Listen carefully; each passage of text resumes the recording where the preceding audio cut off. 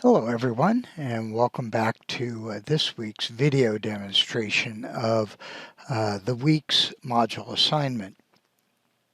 As we start this video preview for the assignment, what I wanted to do is just remind you of some of the things that we've been talking about since we started these videos, and that is you do need to confirm some of the information that is found in the textbook in the readings that are provided as reading assignments. Additionally, it would be wise to review the lecture information to collect any information that's needed there for the assignment. And then lastly, to look at the Canvas materials to make sure that the information and the requirements are understood as we start the assignment. Secondarily, it'd be important to make sure that you have all the other resources that you need in order to prepare the assignment. So as we've done in the past, it's probably appropriate then to get the formatting sheet from the Canvas module, also the examples. Again, these are examples that are not to scale. These are intended to provide you with just a reference for the types of things inventory-wise which you need to complete the assignment. This is just a basic diagram. And then the information sheet, very similar to what was provided last week in terms of elevations and heights and so on. So that information will again be important. Perhaps most important is that you'll need to have your plan sheets. I'm using these because they're easier to see with the video here, but you'll need your plan sheets, first and second floor. Predominantly the ground floor will be the most important one. And then the assignment from last week, your section cut, because that will give a significant amount of information as necessary for the assignment. So then lastly, in preparation for the assignment, you want to make sure that you've set up your workstation with the appropriate drawing board parallel or the drawing board and T-bar equipment as necessary, plus the appropriate tools, the scale, the triangle, and pencil, or the basic components. This week I'm still advocating a use of a 45-degree triangle, even though mine's an adjustable triangle. You saw last week how that helped me in a variety of different ways, and it'll be just as helpful this week as well. But I would not necessarily be using the 30-60 degree triangle because most of the angles are going to be set at 45 degrees, and I don't want you to be confused with which triangle to use. So again, 45, 45, and 90, that's the one we want to use there.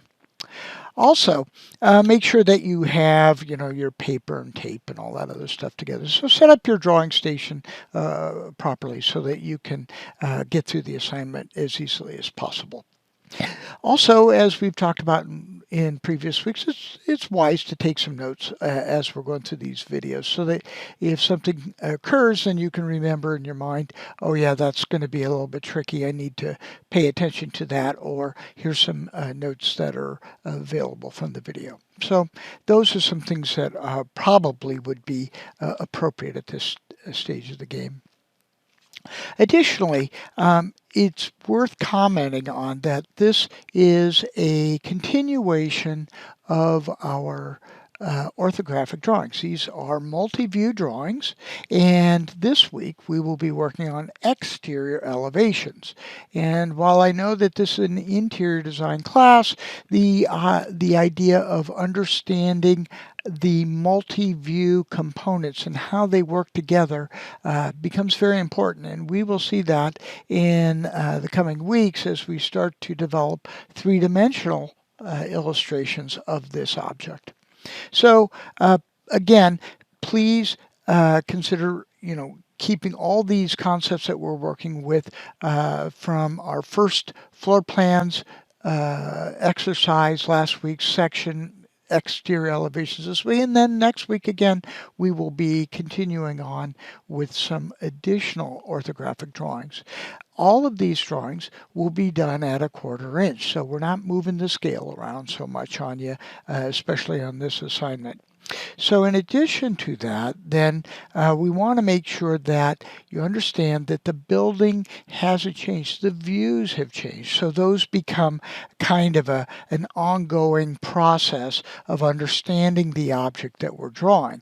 And the reason that's important because as a designer, you need to understand your own designs and all the various facets, features, and elements that you're trying to impart upon the design. So the goal this week will be to create 2 exterior elevations, and they will be from the previous drawing information. As I mentioned in the words just a couple of minutes ago, we will need those other drawings in order to complete this drawing, and again, we'll need them next week as well, and on into other lessons. So please make sure that you get this information available and have it ready as a resource during this assignment. Now, also, as we've done in the past, I want to remind you that we are working on creating blockout drawings in these demonstrations. And so this is our way of solving the graphic problems before we go to a final drawing. In these illustrations, we will only be working through the requirements for solving what is required for the assignment. Your completion of the drawings will include a much higher quality of information as well as the requirement for putting the drawing on a title block with all the appropriate labels and titles and scales, etc. So please bear that in mind. Now, the other thing is, as we've been working with, we are still working with 11 by 17 inch format, but this time, as it was last time, we will still be in landscape orientation.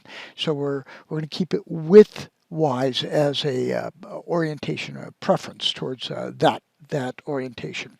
And so hopefully you will have an opportunity to, again, use your title blocks that you've used previously and get some extra mileage out of that effort that you made earlier on.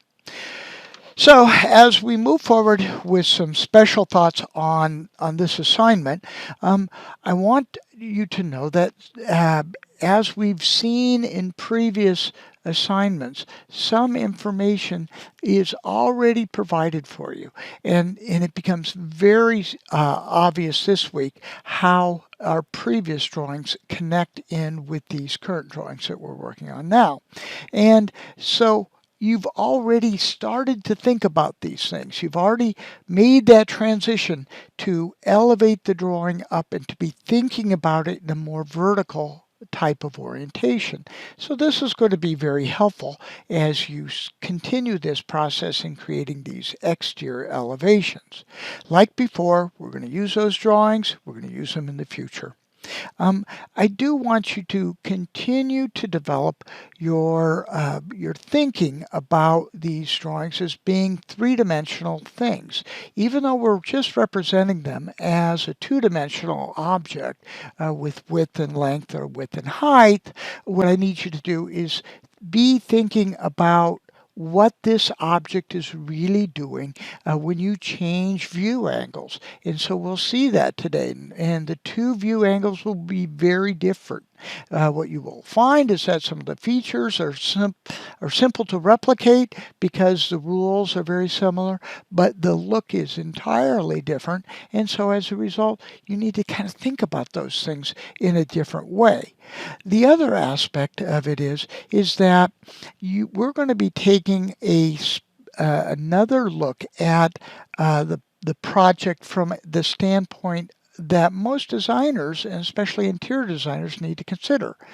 And that is, up until now, we've just been working with line drawings, and we really haven't tried to impart any other characteristics to the drawings.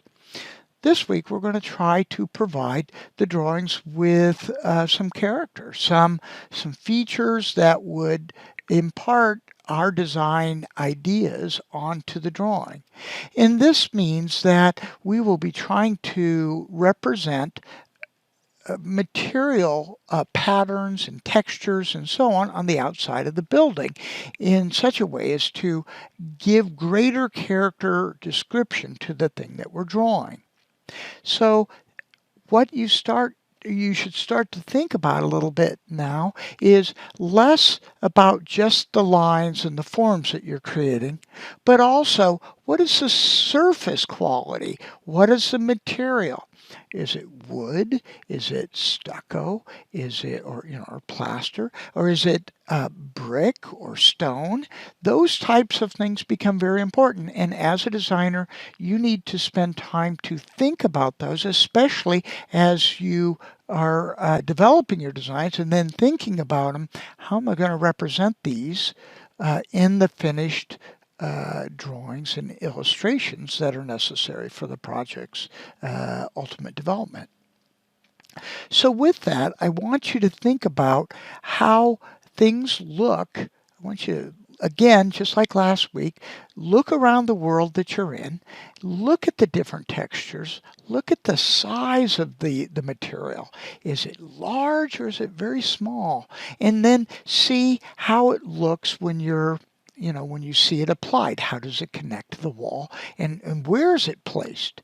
So not only is the scale important or the material size, but it's where it's placed on the building and how it connects to different things in terms of aesthetics is an important element. So please do expand your consciousness on this, because it becomes the next step in thinking as a designer, not just in the forms that we're working with, but the finished description of those forms. So with that, I'm going to say that's all I have for this preview of the assignment. I look forward to starting our video demonstrations, and I'll see you in the next segment as we start that demonstration. So long for now. Thank you.